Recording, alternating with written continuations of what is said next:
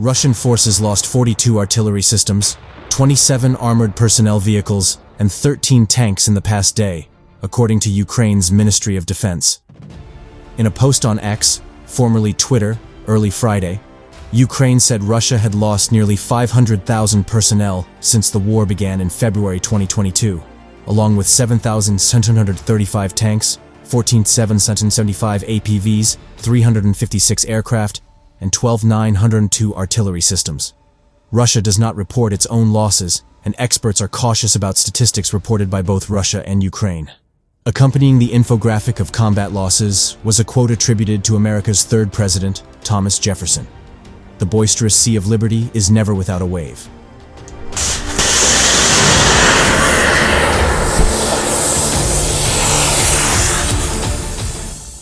The latest figures come as Russia intensified its offensive in the northeast of Ukraine. Lieutenant General Kirilo Budanov, the head of Ukraine's military intelligence agency, said the situation in the region was on the edge and was moving toward critical every hour, according to a May 14th New York Times report.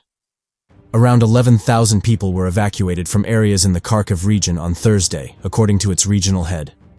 On Thursday, a missile attack on Kharkiv, Ukraine's second-largest city, killed at least 7 and injured 20, according to Ukrainian officials.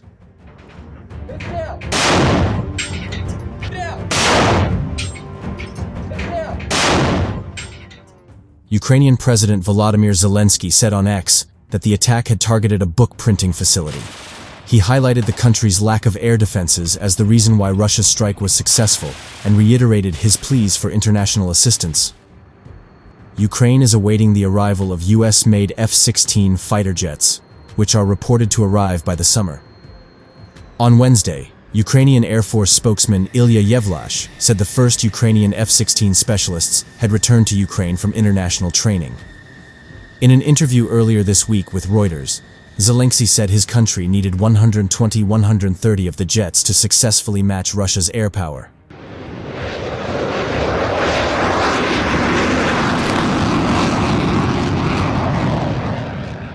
Meanwhile, Russian media has teased weapons capable of countering F-16s.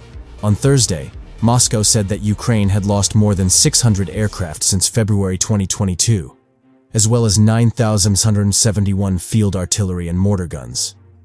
In Crimea, there were reports that a Ukrainian missile attack had killed 2 people in the Russia-annexed peninsula. Ukraine has not issued an official response. Many analysts and experts have noted that Russia's renewed efforts in Kharkiv, where Ukraine had seemingly seen off advances, could make a turning point in the war.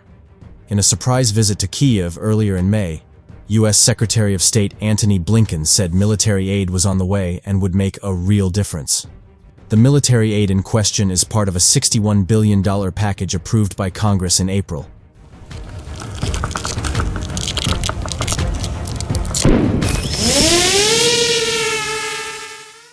Russia launched an assault against the Kharkiv region on May 10th, when thousands of troops stormed its border. Ukraine's army may have dealt a heavy blow to Russian troops, as it has claimed to have stopped Vladimir Putin's forces from advancing further into the Kharkiv region and started a counterattack. And Ukrainian President Volodymyr Zelensky alleged his soldiers have secured combat control of northern areas of the region, where their Russian counterparts had launched an incursion earlier this month.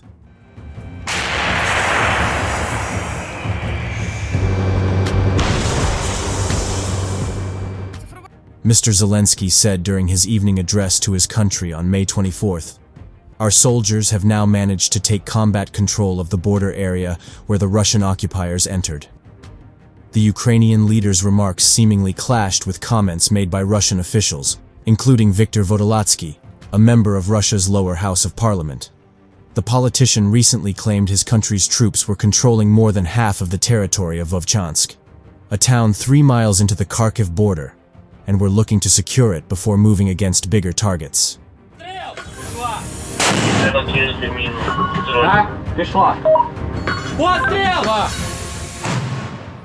In its evening report, the Ukrainian army acknowledged the situation in Vovchansk was tense, but added defense forces were controlling it, despite the air terror attacks launched by Russia. Ukrainian Commander-in-Chief Oleksandr Syrsky suggested the Russian attempt to seize the town is draining Moscow's forces in the area. Despite being initially successful in their push, Russian forces got completely bogged down in street battles for Vovchansk and suffered very high losses in assault units. Russia is currently moving reserves from different sectors to support active assault operations, but to no avail, he added.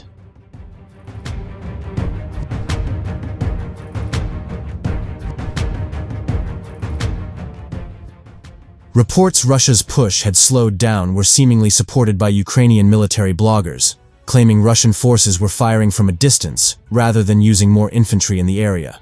The Russian assault against Kharkiv began on May 10th, when thousands of troops stormed the region's border, raising fears the Kremlin was aiming at gaining control of Ukraine's second-largest city. Kyiv acknowledged that, while it was holding its own in Kharkiv, Russia was making gains on the Eastern Front.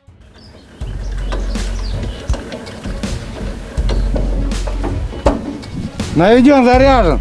Одно огонь! Огонь! Орудие! Выстрел! Орудие!